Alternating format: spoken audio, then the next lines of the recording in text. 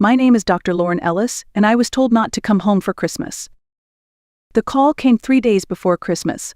I had just gotten home from a long shift at the hospital, already exhausted but still smiling as I looked at the packed bag by my door. I had bought gifts for everyone, including the rosemary stuffing ingredients they always asked for, though they never remembered I was the one who made it. I even bought a new forest green sweater, soft, simple, festive but not trying too hard. Just enough. When my phone buzzed and I saw my younger brother Blake's name, I assumed he was calling to ask if I could bring extra napkins or coordinate carpooling like every other year.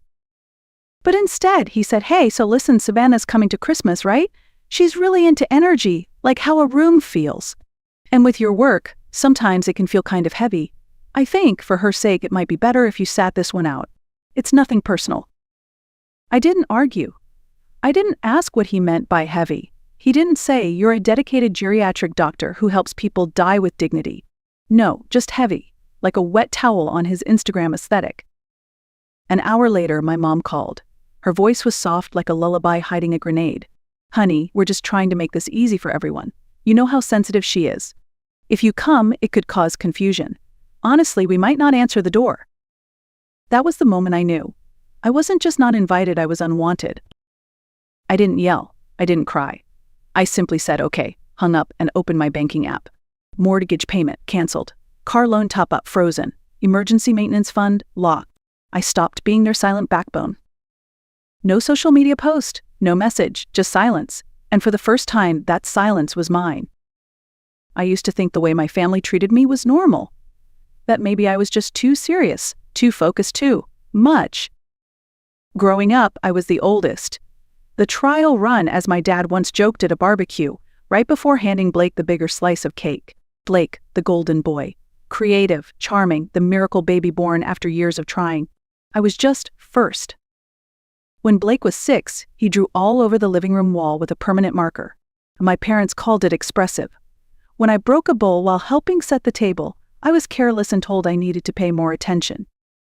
Blake came home from school with a participation ribbon once it stayed on the fridge for a week.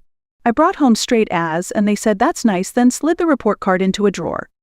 Once I even left my perfect GP a letter on the kitchen counter, hoping someone would ask. No one did.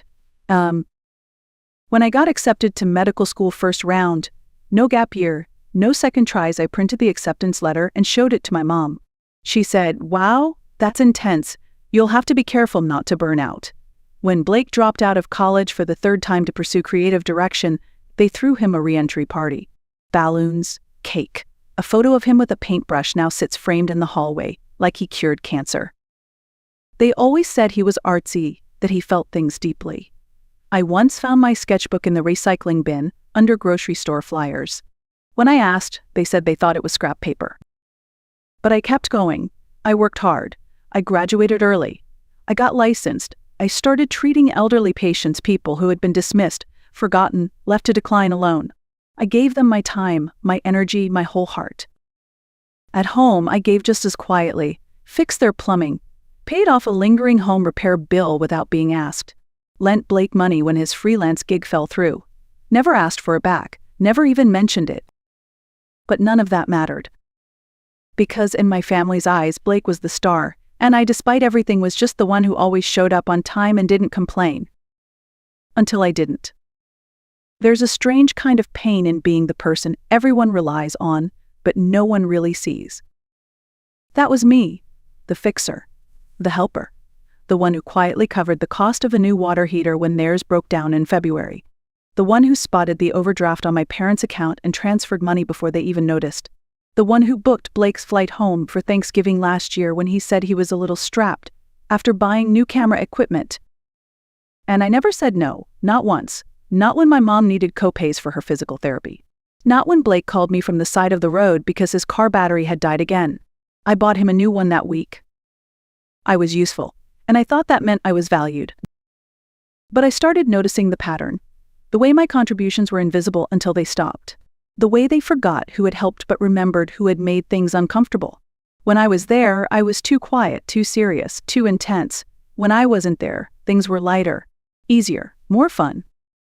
Still, I kept helping. Out of love, I told myself. Out of obligation, maybe? Or maybe just out of habit. But that night, after they told me not to come to Christmas, something inside me shifted. It wasn't rage, it was realization. I opened my bank app and paused each recurring transfer. The $800 monthly top-up to their mortgage. Gone. The rainy day account I kept for family emergencies. Locked. The $1,200 Blake still owed me. I knew it would never come back, but I wouldn't let another cent go his way. They wouldn't feel it right away. That's the thing about being silently useful. It's only when the support disappears that people realize it was there at all. I didn't announce my withdrawal. I didn't post a passive-aggressive quote online. I didn't even tell my friends. I just let the silent sun settle in.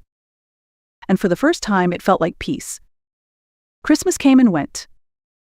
I spent it alone in my apartment with a mug of hot tea and a blanket that still smelled faintly like rosemary and fabric softener. I didn't open the gifts I had wrapped. I didn't light the tree. I didn't cry, either. I just sat still. There was a strange power in not showing up where I wasn't wanted. But the day after Christmas, my phone buzzed, not once, 3 times. My mother, ignored. Then a text, "Can you answer? You've done enough damage already." My stomach dropped. Then a new call, this time from Aunt Claire, my dad's sister. The only one in the family who still sent birthday cards with little notes in them. I answered. "What happened yesterday?" she asked softly. "They're saying you ruined Christmas, but you weren't even there."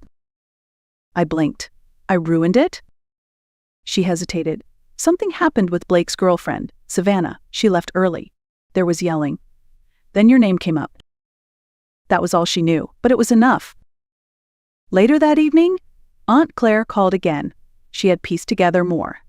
Apparently Savannah had seen a photo of me in their living room. Just an old snapshot, probably from a birthday years ago, and she recognized me. "You saved my grandmother," she had said. "You're Dr. Lauren Ellis." The room, Claire said, went completely still. What followed wasn't clear, only that Savannah asked if I was the sister they talked about, and whatever she heard next made her quietly gather her things and leave. I didn't need the details, I could imagine it all too well. They probably joked about me, as they always did, that I lived in hospitals, that I made things too serious, how I was hard to love. Maybe they even repeated that awful line Blake once said: "Lauren is basically death in a pantsuit." It wasn't new. But this time, someone else had been listening. Someone who didn't grow up believing that cruelty was just how family speaks. Someone who remembered the doctor who stayed by her grandmother's side when every other physician had given up. Someone who saw me without being told how to see me first. That's how I ruined Christmas. By not being there to maintain the illusion. By not showing up to smile politely while they carved me into a cautionary tale. By being remembered, unexpectedly, for the good I had done for someone who wasn't them. 2 days passed before I got another call. This time, it was from my mother. She didn't say hello. She just launched in, her voice already tense. "I don't know what you said to her, but now your brother is a mess. Savannah blocked his number. She won't speak to him. And she posted something online about being treated like garbage by the family of a woman she admires." There was the sound of glass clinking in the background. Maybe she was pacing in the kitchen, maybe pouring herself a crisis glass of wine. Probably both. "She tagged your photo," she added sharply, like I'd committed a crime. I didn't say anything. I let her talk. Eventually, she reached the point. "We need you to speak to her. Just clarify that there was no bad intention, that she misunderstood." Right, because I was the family's PR department now. Damage control for the same people who had uninvited me from the dinner table. "She's ruining your brother's future," my mom said, quieter now. "His name is being dragged in those art circles she's part of. You know all that stuff in New York. He's being blacklisted." I almost laughed, not because it was funny, but because of how absurd it was. They had spent decades trying to make me invisible, and now the consequences of that invisibility were finally landing somewhere they cared about their image. I didn't respond. I just said, "I'll think about it." I didn't think about it. Instead, I opened Savannah's post. It wasn't angry. It wasn't even dramatic. It was just honest. She wrote about the doctor who had saved her grandmother, about walking into a family celebration hoping for warmth and instead hearing people joke about that same woman. She wrote how shocked she was that someone so kind and impactful could be so ridiculed by her own family. She didn't use names. She didn't have to. One line stood out. Some people hide cruelty behind polite smiles and holiday lights. But the moment I saw that photo, I remembered what real kindness looks like, and it wasn't anyone sitting at that table. It went viral in her circles. People were sharing it, commenting, tagging others. And for the first time, none of those voices were calling me difficult or heavy. They were saying I mattered. That same night, just before I went to bed, my phone buzzed again. This time, it was a voicemail. Not from my mother, not from Blake, not even from my father, who only ever calls when he needs help resetting his email password. It was from Savannah.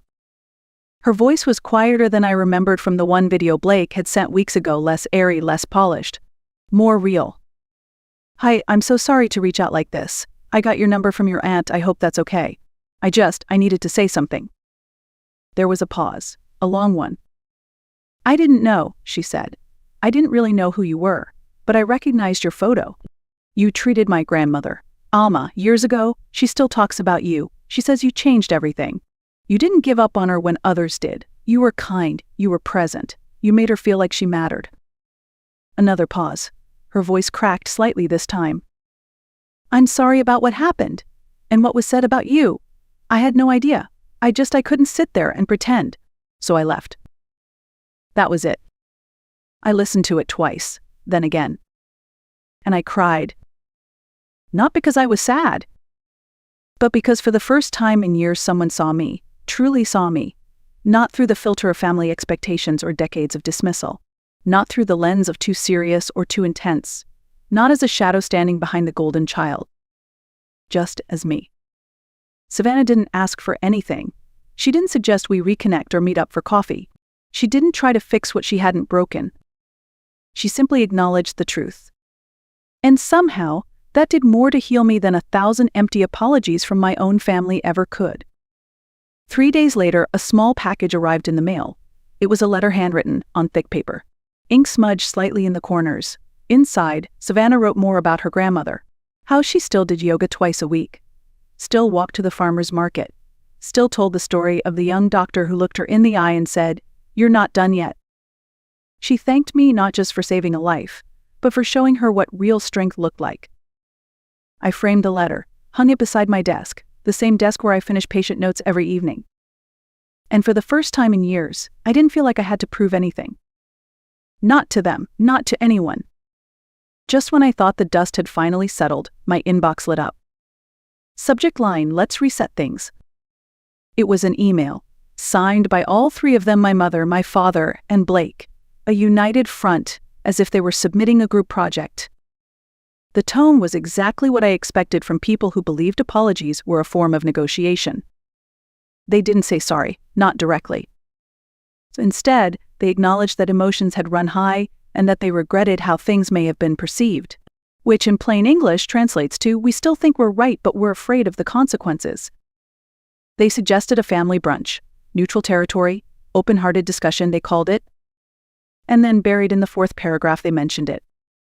They'd really appreciate it if I reached out to Savannah and asked her to take down her post. There it was, the real reason for the sudden olive branch. Brunch wasn't a gesture of healing. It was a bargaining chip. An attempt to restore Blake's reputation in the art circles Savannah moved in. To clean up the mess they'd made, using me as the mop. I didn't respond. The next morning, the escalation began. My father called one of my hospital administrators, someone he'd met once at a charity event, and told him I had been acting emotionally unstable lately. Said he was concerned for my well-being. Yes, he tried to gaslight my workplace, to discredit me. Thankfully, the administrator called me right away, apologized, told me I had nothing to worry about. So that bridge burned? Then came the group text to extended family. Carefully crafted half-truths. No mention of me being excluded. No mention of the comments made behind my back. Just a whole lot of she's tearing the family apart and we're so worried about her mental state. 2 cousins I hadn't heard from in years reached out. One offered me a yoga retreat voucher just in case you're going through something. Finally, the last move, the most desperate one. A visit. It was a quiet Sunday afternoon when I heard the knock. I peeked through the peephole. There they were. My parents, Blake, I opened the door, leaned against the frame, arms crossed. "We just want to talk," my mom said gently. I didn't move. Because by then, I finally understood something. They weren't here for me. They were here for the version of me that had always cleaned up their messes. And that version no longer lived here. They stood there for a while, waiting, hoping, maybe, that I would fold like I used to, that I'd invite them in, that I'd make it easy again. But I didn't. After a few moments of silence, I said, "No." Just that, no explanations, no anger, no performance. I closed the door. And I didn't feel guilty. Instead, I made myself a cup of tea, sat at my desk, and looked at the letter from Savannah, framed in a soft wooden border. It reminded me that the most meaningful recognition often comes from people who have nothing to gain, who simply see you because they've been paying attention. I thought about all the years I had spent trying to earn the love of a family that only ever measured me against a version of themselves they wanted to believe in, the golden child, the artist, the one who made them look good. But I wasn't created to make them feel comfortable. I was born to heal, to hold hands with people on the edge of goodbye, to listen when others turn away, and in doing that, I had made a difference, a real one. I didn't save lives for praise. I didn't cancel payments for revenge. I didn't walk away to prove a point. I walked away because I finally saw the truth. And once you see it, you can't unsee it. There's power in silence, in choosing not to explain yourself to people committed to misunderstanding you. There's strength in setting boundaries and keeping them, in knowing that your worth doesn't need a family consensus to be real. As I filed my patient notes for the night, I felt something I hadn't felt in years. Peace. So, to anyone out there who's been made to feel like they're too much, too serious, too inconvenient, let me tell you this. You are not too much. You are not the problem. And you never needed to shrink to fit into someone else's story. Write your own. And if this story resonated with you, if you've ever been made to feel invisible by the people who were supposed to see you most, please take a moment to like, share, or comment. Because sometimes the quietest stories carry the loudest truths. And sometimes not showing up is the most powerful thing you can do. My advice? Don't come for Christmas, my mother said, her voice as calm as